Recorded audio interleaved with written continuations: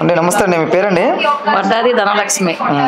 Okay అండి, ఇప్పుడు కూటమి ప్రభుత్వం వచ్చి అయితే 8 నెలలు అవుతుంది, ఎలా ఉందండి గవర్నమెంట్? బాగుందండి, చక్కగా బాగుంది. అంటే గత గవర్నమెంట్తో పోల్చుకుంటే ఇప్పుడు ఎలా ఉందంటారు? గత 5 సంవత్సరాలతో పోల్చుకుంటే 8 నెలలు ఎలా ఉందంటారు? బాగుంది. 5 సంవత్సరాలు మర్చిపోయాం మేము అసలు. ఆ రోజు అనేది మళ్ళీ రాకూడదు, గుర్తు పెట్టుకోకూడదు. 5 సంవత్సరాల క్రితం ఏం జరిగింది అనేది మర్చిపోతేనే ముందుకెళ్ళగలం. అది గుర్తు పెట్టుకుంటే మళ్ళీ మనం ఖర్చులు ఇవి వస్తాయి. అవన్నీ ఎందుకని దాన్ని మర్చిపోయాం అసలు. 5 సంవత్సరాలు అనేది వదిలేసేయండి. డిప్యూటీ సీఎం పవన్ కళ్యాణ్ ఉన్నారు కదా, కొత్తగా వచ్చారు. గతంలో చేస్తే సినిమా ఫీల్డ్ లో ఉన్నారు, ఇప్పుడు వచ్చరికి డిప్యూటీ సీఎం హోదాలో ఉన్నాడు. ఎలా ఉన్నారండి? బాగుందండి. హీరో అయినా అసలు రియల్ గా అటు సినిమాలో హీరో కాదు, బయట హీరో ఆయన. బయట హీరోతనం చూపించాడు, చక్కగా ఉంది. పరిపాలన ఏంటి అర్థం చేసుకుంటున్నాడు ఆయన. ముందు మనుషుల దగ్గరికి వస్తున్నాడు ఆయన, జనాల్లోకి వస్తున్నాడు. జనాల్లోకి వచ్చి మీ సమస్య ఏంటని అడుగుతున్నారు. ఎవరున్నారండి? మన తిరుపతి అది జరిగితే వెళ్ళి వాళ్ళ కాళ్ళ కింద కూర్చున్నాడండి. పేషెంట్లు కాళ్ళ కింద కూర్చొని దండం పెట్టాడు, క్షమించండి అమ్మా తప్పు ఏదని ఉంటాను. ఎవరండి అడుగుతారు? వీడు అడిగాడు. అసలు వీళ్ళు కత్తులతో పొడి చేశారు కదండి, డాక్టర్లను పొడి చేశారు, వైజాగ్ లో అనంతబాబుని పొడి చేశారు. ఇవన్నీ వాళ్ళలా చేయలేదు కదా వీళ్ళు. తప్పు జరిగిందంటే దాని ఎమ్మటి రియాక్ట్ అవుతున్నారు, దాన్ని సరి చేస్తున్నారు. ఎవరి వల్ల జరిగింది అనేది కాదు, అక్కడ ఏదైనా అన్యాయం జరిగినా తప్పు జరిగినా మేము ఉన్నామని ముందు వెళ్తున్నారు. కూటమి గవర్నమెంట్ బంగారులాగా ఉంది. కష్టం ఏంటో తెలుస్తుంది. చంద్రబాబు గారు కూడా చాలా చాలా బాగా ముందుకు వెళ్తున్నారు, చెప్తున్నారు. అంత బాగుంది, బాగుంటాం కదా, బాగుంది. అది ఇప్పుడు ఏంటంటే ఈ శ్యామల అన్నా కూడా ఎవరో మాకు తెలియదండి. టీవీ ముందుకు వస్తుంది. అప్పుడు ఒకప్పుడు మేము అవన్నైతే చూడలేదు, ఇప్పుడు వస్తుంది మళ్ళీ. 1 నెల క్రితం 2 నెలల క్రితం ఎప్పుడో వచ్చింది, మళ్ళీ ఇప్పుడు వస్తుంది. అక్కడ ఏం జరిగిందా ఏంటనేది ఎవరికి ఏమీ నిజాలు తెలియదు. ఇవిడ వచ్చేసి ఏదేదో మాట్లాడుతుంది. అసలు ఒకదానికి పొంతన ఉండదు. ఏం మాట్లాడుతుందో అర్థం కాదు. ఇప్పుడు ఆ అమ్మాయి ఏం జరిగిందో, అబ్బాయి ఏం జరిగిందో మాకు తెలియదు కదా. అది అడిగి అది ఏం జరిగింది అనేది పోలీసులు చూసుకుంటారు, కేసులు పెట్టుకుంటున్నారు, వాళ్ళు చూసుకుంటారు. పవన్ కళ్యాణ్ ఏదో తాడు తీయాలంటే తాడు తీస్తాడు. అందాకొస్తే ఇప్పుడు దూరం పెట్టాడు కదా, ఎలక్షన్ లోకి రానివ్వట్లేదు కదా, ముందుకు రానివ్వట్లేదుగా, ఆఫీస్ లోకి రానివ్వలేదు కదా. లెటర్ వదిలేడుగా, రావద్దు పార్టీ ఆఫీస్ కి దూరంగా ఉన్నాడు అని చెప్పేసి పెట్టారు కదా. కళ్ళకు కనబడట్లేదా? మళ్ళీ యాక్షన్ తీసుకుంటా. తప్పు ఉందంటే యాక్షన్ తీసుకుంటాడు. నువ్వెందుకు కంగారు పడతావమ్మా? నువ్వు కాసేపు ఆగు తల్లి, అదేంటి నిజాలు తెలుసుకున్నాక మేము మాట్లాడతాము. అది రాయల్ కిరణ్ అంటే ఎవరో మనకు తెలియదు, జనసేనలో ఉన్నాడు ఆయన, పని చేశాడు, అంతా బాగానే ఉంది. అక్కడ ఏం జరిగింది ఏంటనేది బయటకు వచ్చింది. అది వచ్చింది, వాళ్ళు పోలీసులు పట్టుకున్నారు, వాళ్ళు మాట్లాడుతున్నారు. ఈవిడకి ఎందుకు అంటున్నా, ఈవిడ పవన్ కళ్యాణ్ ఏం చేయలేదు, ఎక్కడ పారిపోయాడు, ఏదో వెళ్ళిపోయాడు అని అంటుంది కదా. ఎక్కడికి వెళ్ళాడు ఆయన? కేరళ వెళ్ళాడు, ఏదో పని మీద వెళ్ళారు, వస్తారు, దాని గురించి మాట్లాడతారు. నువ్వెందుకు కంగారు పడతావు? అసలు నీకేం సంబంధం మాట్లాడుతున్నావు? నిన్న చిరంజీవి ఏదో ఫంక్షన్ లో మాట్లాడితే చిరంజీవి గారిని కూడా అదే మాటలు మాట్లాడుతుంది. ఆడపిల్లల గురించి ఏదో వాళ్ళ ఇంట్లో గురించి ఆయన ఏదో ముచ్చట చెప్పుకుంటున్నాడు. అది నీకెందుకమ్మా బాధ? ఆడపిల్లకి ఎక్కడక్కడ అన్యాయం జరిగిందని మాట్లాడాడు చిరంజీవి గారు. వాళ్ళ అబ్బాయిని ఏదో అడుగుతున్నాడు, మాకు ఇట్లా ఎవరా అని. అది నీకెందుకు అంటున్నా? వాళ్ళ కుటుంబం సభ్యుల గురించి మాట్లాడుకున్నప్పుడు నువ్వెందుకు రాజకీయంగా మాట్లాడుతున్నావు? నువ్వు వాళ్ళు ఏదో మైక్ వాళ్ళు అడిగారు, టీవీ వాళ్ళు అడిగినప్పుడు నువ్వేదో చెప్పుకో, నీకు సంబంధించిన విషయం రాజకీయం గురించి మాట్లాడు, తప్పులేదు. రాజకీయంగా కొట్లాడు, నీకు దమ్ముంటే పవన్ కళ్యాణ్తో ఎదురుకో, మాట్లాడు, పవన్ కళ్యాణ్ అడుగు. నీకు ఆడాలంటే చిరంజీవిని ఎందుకు లాగుతున్నారు ఇందులోకి? చిరంజీవి గారి పని ఏదో చిరంజీవి గారు చేసుకుంటున్నారు. ఆయన ఏదో అన్నారు, అది నీకెందుకు అంటున్నా? నీకెందుకు బాధ? నీకు సంబంధం లేని విషయాల్లో నువ్వు ఎందుకు వస్తున్నావు బయటికి?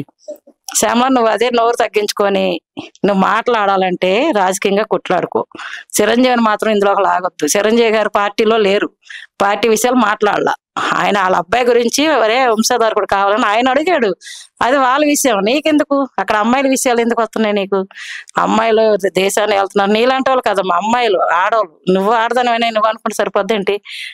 నువ్వు ఆడదానం అయితే అట్లా మాటలు మాట్లాడు. మరి జగన్మోహన్ రెడ్డి చెల్లికి అంత అన్యాయం జరుగుతుంది, నువ్వు మాట్లాడవేంటమ్మా? మరి సొంత చెల్లెలకే కదా బయటికి నెట్టేశాడు జగన్మోహన్ రెడ్డి. వాళ్ళ అమ్మని, వాళ్ళ చెల్లిని, వాళ్ళ చిన్నాన్న కూతురుని కూడా. వాళ్ళు ఆడవాళ్ళు కదమ్మా, వాళ్ళ మనుషులు కదా, వాళ్ళ గురించి నువ్వు మాట్లాడవే. చిరంజీవి ఏదో అన్నారని చెప్పేసి మైక్ ముందుకు వచ్చేసి పిచ్చి మాటలు మాట్లాడుతున్నావు. అసలు నీకు ఏం మాట్లాడుతున్నావు నీకు అర్థమవుతుందా? ఆయన ఏదో సరదాగా ఇంట్లో మాట్లాడుకుంటున్నారు, అయ్యి ఇంట్లో మాటలయ్యి, అది వాళ్ళు మాట్లాడుకుంటారు. నీకెందుకు? నీకేం సంబంధం? అసలు రాజకీయంగా మాట్లాడుతున్నావు బయట టీవీల ముందు. నోరు అదుపులో పెట్టుకొని మాట్లాడుతూ నేర్చుకోండి. వైసీపీ వాళ్ళకి ఎంత చెప్పినా సిగ్గు శరం ఏమీ ఉండదు. అలాగ లేకే కదా వెనక్కి వెళ్ళారు, రోజు వెళ్ళిపోయింది, ఇంకెవరెవరో వచ్చారు వెళ్ళారు. నువ్వెందుకు వస్తున్నావు ముందుకి? నువ్వు కూడా అంతే, నీ బతుకు కూడా అంతే అయిపోద్ది. అనవసరంగా వచ్చి దెంగులు తిని వెళ్తాం తప్ప ఏమీ లేదు ఇందులో. ఒళ్ళు దగ్గర పెట్టుకొని నోరు అదుపులో పెట్టుకొని మాట్లాడండి. ఎవరు మాట్లాడినా మాట్లాడేటప్పుడు మేమేం మాట్లాడతాం ఆలోచించి మీరు మాట్లాడండి, దాన్ని బట్టి మాట్లాడండి. కానీ ఏది పడితే అది మాట్లాడతాను నా ఇష్టం వచ్చినట్టు మాట్లాడతాం, మీరు పడండి అంటే పడేవాళ్ళు ఎవరు లేరు.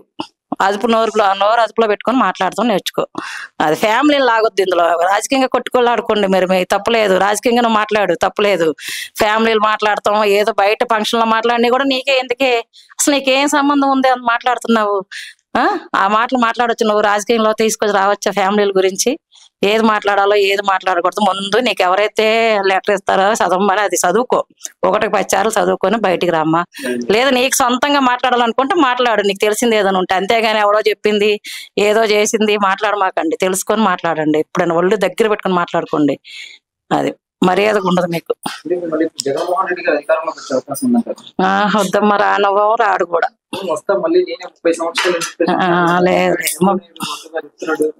ఏదో సరదాగా చెప్పుకుంటే పిచ్చి ఎక్కిపోయింది. మందులు వాడట్లేదంట, కనుక్కుంటే మందులు లేవు, మందులు అయిపోయినాయి, డబ్బులు లేవు అంటున్నాడు. మరి దాచిన డబ్బులన్నీ ఎక్కడ పెట్టాడో తెలియదు. రోడ్డు మీద రోడ్లు వేసిన డబ్బులు, అవి వేసిన డబ్బులు, ఈ పథకాల డబ్బులు ఇవన్నీ ఏం చేశాడో తెలియదు. 5 సంవత్సరాలు డబ్బులు సంపాదించాడు, లేవంట పాపం. అసలు పేదోడికి ఒక ఫోన్ ఉండదు, చెప్పులు ఉండవు, ఏముండవు. పేదోడు, డబ్బులు లేవుగా. గవర్నమెంట్ హాస్పిటల్ బాగుంది ఇప్పుడు, ఆడ ఉన్నప్పుడు ఆ హాస్పిటల్ బాగుంది. ఇప్పుడు చక్కగా ఉన్నాయి, మందులు ఇస్తారు, రమ్మంటే మేము చూపిస్తాము. ముఖ్యమంత్రి కలగంటున్నాడేమో, గవర్నమెంట్ హాస్పిటల్ చూపించుకోమనండి. ఒక డబ్బులు లేకపోతే ఆడి దగ్గర. ఆడికి తెలిసండి బాబు గారు వస్తే పథకాలు ఎవరని. ఈలాగా అనుకుంటున్నారండి బాబు గారిని. అందుకే మళ్ళీ బాబు గారిని తెచ్చుకున్నాం.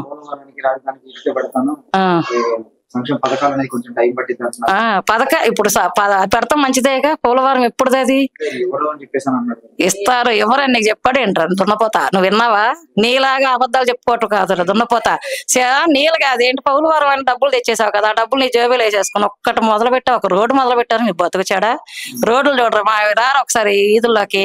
2019లో వరదలు వస్తే, అరే మీ గవర్నమెంట్ లో వరదలు వస్తే అరే దున్నపోతా 1 కేజీ బియ్యం అందించలేకపోయారా మీ గవర్నమెంట్? మాట్లాడరా నువ్వు బయటకు వచ్చి.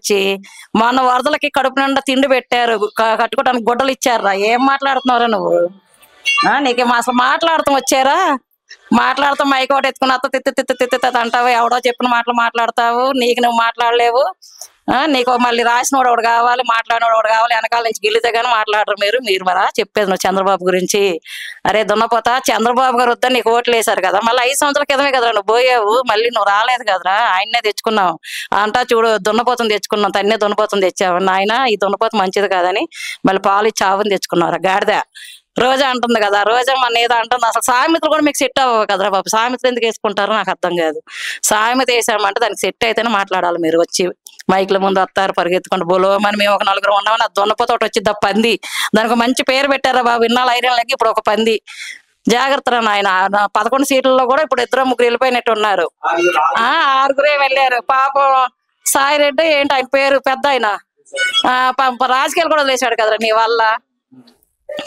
నీ వల్ల రాజకీయం కూడా వదిలేశాడు కదా పాపం. ఎప్పటి నుంచి మీ నాన్న కాలంలో అంటా వాళ్ళు ఉండేది, మరి మాకైతే తెలియదు కానీ తల పండిపోయింది ముసలాయన. అట్టంటోడిని కూడా నువ్వు రాజకీయంలో ముఖం కూడా చూపించకుండా తీసుకెళ్లిపోయావు కదరా. ఎందుకురా నువ్వు మాట్లాడతావు? జగన్మోహన్ రెడ్డి నీకు దండం పెడతాం గానీ 1 వద్దు 2 వద్దు, శుభ్రంగా డబ్బులు కాజేస్తావు కాబట్టి ఆంధ్రప్రదేశ్ దగ్గర వెళ్ళిపో, ఎక్కడికి వెళ్ళిపోయి దాక్కో. నువ్వు మళ్ళీ మాకు ఆంధ్ర వచ్చావా రోడ్డుకి కొడతారా నిన్ను మాత్రం, నీ ఇష్టం. పవన్ కళ్యాణ్ గారిని ఎలా పడితే అలా మాట్లాడాలని వచ్చినట్టు ఈ రోజు పరిస్థితి ఏముంది? ఏముంది, ఇప్పుడు రమ్మనండి, అదే మాట్లాడుకుని ఇప్పుడు రమ్మనండి. అసలు పవన్ కళ్యాణ్ అక్కర్లా, చంద్రబాబు గారు అక్కర్లా. చంద్రబాబు గారు అన్నాడు, ఎవడు జోగి రమేష్ కూడా కుక్క అన్నాడు కదా. ఆయన కుక్క కాదురా, కుక్కలారా మీరు కుక్కలు. ఆయన బాబురా, నిజంగా చంద్రబాబు అంటే మిషనరా. ఆయన ముందు మీరు ఎంత బలాదూర్లు కొట్టుకుపోయారు కదా, సైకిల్కి ఒక్క తొక్కితే వెళ్ళిపోయారు కదా మీరు అంతా. ఎందుక తప్పుడు మాటలు మాట్లాడతారు? ఆయన చంద్రబాబుని అనటానికి ఎవరికి స్థాయి లేదండి. ఏదో పదవి వచ్చారు అది అంటారు. కోతికి కొబ్బరి చెప్పు దొరికితే ఏం చేసిద్ది అది? ఏం చేయాలి తెలియక ఏదో ఒకటి చేస్తుంది. వీళ్ళకి వాళ్ళకి పదవి ఇచ్చారు, ఏదో చేసేసాడు. 5 నెలలు 5 సంవత్సరాలకి నేను తర్వాత ఉండనని కూడా తెలుసు జగన్మోహన్ రెడ్డికి. 5 సంవత్సరాలు సంపాదించుకొని పోవాలి. వీళ్ళందరూ ఎటుపోతే ఎటుపోయి. ఈ ఎదవలకు తెలియలా, ఈ ఎమ్మెల్యేలు ఎప్పటి నుంచో కష్టపడే ఎమ్మెల్యేలకు తెలియలా ఎవరు మంచోళ్ళు ఎవరు చెడ్డోళ్ళు తెలియదు. ఇప్పుడు అందుకే అందరూ బయటకు వచ్చారు. ఆలోచించి చేసుకోవాలి ఏ పనైనా. బంగారం నాకుంది, బంగారం. అసలు వీళ్ళు ఇంకా ఒక 5 ఏళ్ళు 10 ఏళ్ళు కాదు, ఇక జీవితాంతం వీలే రాజులు. ఈ రాజులు కానీ మనం వదులుకున్నామంటే మనకి ఇక రోజులు లేవు. అది జనాలది ఇష్టమే. అవుతా ఇక పవన్ కళ్యాణ్ అండి. ఇప్పుడు మనం జనాలు ఇలా తప్పుగా అర్థం చేసుకుంటున్నారు. ఈ మాట నేను అనొచ్చు అనకూడదు నాకైతే తెలియదు కానీ కలిసి ప్రయాణం చేస్తే తప్పేంటండి? ఇప్పుడు ఒక కుటుంబం అందరం కలిసి ఉంటే ఎంత అందంగా ఉంటది. ఒకప్పుడు ఉమ్మడి కుటుంబం ఎంత బాగుండేది. ఇప్పుడు వాళ్ళిద్దరు కలిసి ఉంటే మనందరికి ఏంటండి నష్టం? జనసేనలో ఉంటారు కదా వాళ్ళు, జనసేన పవన్ కళ్యాణ్ ఆశ ఉంటదండి, ఆశలో తప్పులేదు. పవన్ కళ్యాణ్ కూడా అన్నాడు కదా, కొన్నాళ్ళు చంద్రబాబు గారే ఉండాలి, పెద్ద అతను, అనుభవం ఉంది, నేను నేర్చుకోవాలి, ఒక 10 సంవత్సరాలు 15 సంవత్సరాలు ఆయనే ఉండాలి, మేమందరం కలిసి ఉంటామని పవన్ కళ్యాణ్ నోటంటే వచ్చింది అది. ఇక ఆయన నిర్ణయం తీసుకున్నప్పుడు మనం ఎంతండి, మనం ఆయన ఇటు నడిస్తే అటు నడవాలి. అలానే చంద్రబాబు గారు కూడా పవన్ కళ్యాణ్ చాలా మర్యాద ఇస్తున్నారు. చాలా వాళ్ళిద్దరు చూడండి ఎంత అందంగా ఉన్నారు. అసలు స్టేజ్ మీద చూస్తుంటే వాళ్ళిద్దరిని 2 కళ్ళు సరిపోవట్లేదు. ఇలా ఉండాలి నాయకులు అంటే, ఇది నాయకులు. ఇదేదో ఆశమాసికి చెప్పడం కాదు, ఇంకో రకంగా చెప్పడం కాదు. చాలా అందం ఉంది. వాళ్ళిద్దరి మధ్యలో పుల్లలు అయితే పెట్టొద్దు ఎవరు. దయచేసి నా విన్నపం ఏంటంటే, మీ అంత అనుభవం నా దగ్గర లేకపోవచ్చు, మీ అంత చదువు నా దగ్గర లేకపోవచ్చు, కానీ వాళ్ళిద్దరిని శుభ్రంగా ఉన్నాయండి. వాళ్ళిద్దరు శుభ్రంగా ఉంటే రాష్ట్రం బాగుంటది. రాష్ట్రం బాగుందంటే ప్రజలు బాగుంటారు. ప్రజలు బాగుందంటే ప్రపంచం బాగుంటది, మన ఆంధ్ర బాగుంటది. దర్జాగా వాళ్ళిద్దరిని అలాగనే ఉండండి. ఎవ్వరు పుల్లలు పెట్టొద్దు, వాళ్ళిద్దరిని ఎవ్వరు విడదీయొద్దు. కూటమిని అసలు విడదీయొద్దు. అది కుటుంబం, మనందరం కుటుంబం. కుటుంబం ఒక తల్లి తండ్రులు పుడితే కుటుంబం ఎలా కావాలని కోరుకుంటామో, మనం కూడా వాళ్ళిద్దరు కలిసి ఉండాలని కోరుకోవాలి.